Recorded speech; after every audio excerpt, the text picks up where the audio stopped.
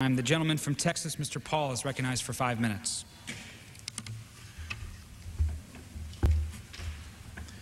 I ask unanimous consent to revise and extend my remarks.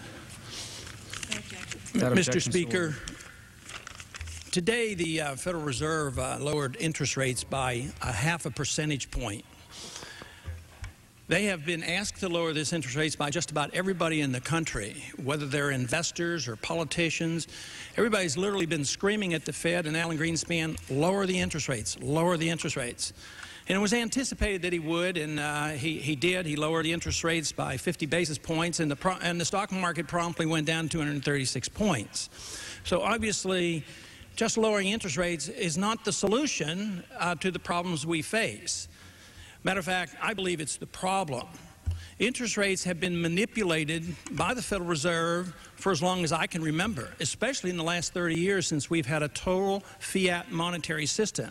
So it is the manipulation of interest rates that causes our problems. In a free market economy, you don't have a central bank pretending it has knowledge it doesn't have, that it knows exactly what the money supply should be and what interest rates should be. That is a prescription for disaster. And it leads to booms and busts. Speculation in the stock markets, crashes in the stock markets. This is a well-known phenomenon. It's been with us since 1913, since we've had the Federal Reserve. We've seen it in the speculation in the 20s and the depression of the 1930s. And it's ongoing.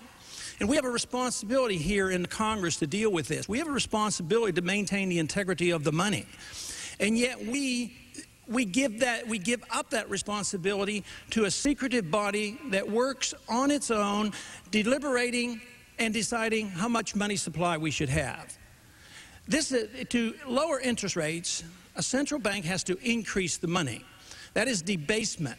That is devaluing the money deliberately. In the old days, when the king would do this, they would clip coins. Literally, coin debasement, stealing value from coinage in the old days, was a capital crime. Today, though, it's accepted practice in all economies of the world. We have had no linkage of any currency of the world in the last 30 years to anything of real value. The economies have functioned relatively well, but just in the last 6 years, we have had 8 financial international crises, all patched together by more inflation, more printing of more money. And let me tell you, I am convinced it will not last, it will not continue. Take a look at what's happening in Japan today. Japan lowered their interest rates too. They've been doing this for a long time. They're down to 0%, and nothing seems to be happening. Their stock market's at a level it was at 16 years ago. We have to decide whether or not we may be moving into a similar situation. I think it's a very serious problem. We talk about interest rates, we talk about stimulating the economy, but we really don't talk about the problem, and that is the monetary system and the nature of the dollar. The money supply right now is currently rising at the rate of 20% as measured by MZM.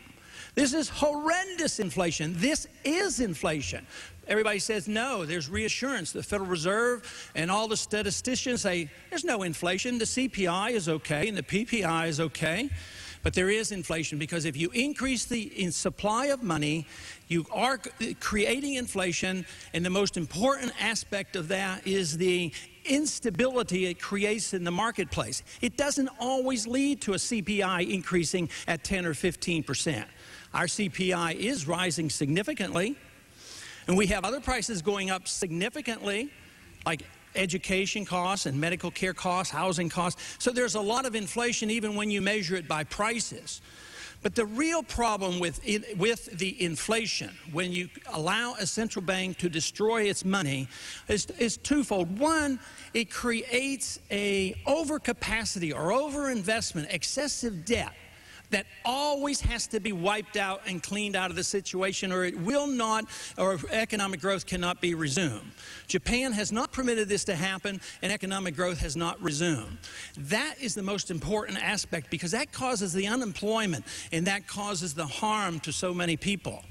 Now, there's another aspect of inflation. That is the monetary debasement that I have a great concern about, is that when it goes to extremes, it inevitably wipes out the middle class. It destroys the middle class. And we are just starting to see that happening in this country. Low middle income earners, individuals who are still not on the dole but willing to work, they're having a tough time paying their bills. That is the early stages of what happens when a currency is destroyed. Last year, for the first time in our history of keeping this record, since 1945, in 55 years, the wealth of the American people went down 2%. Time of the gentleman has expired.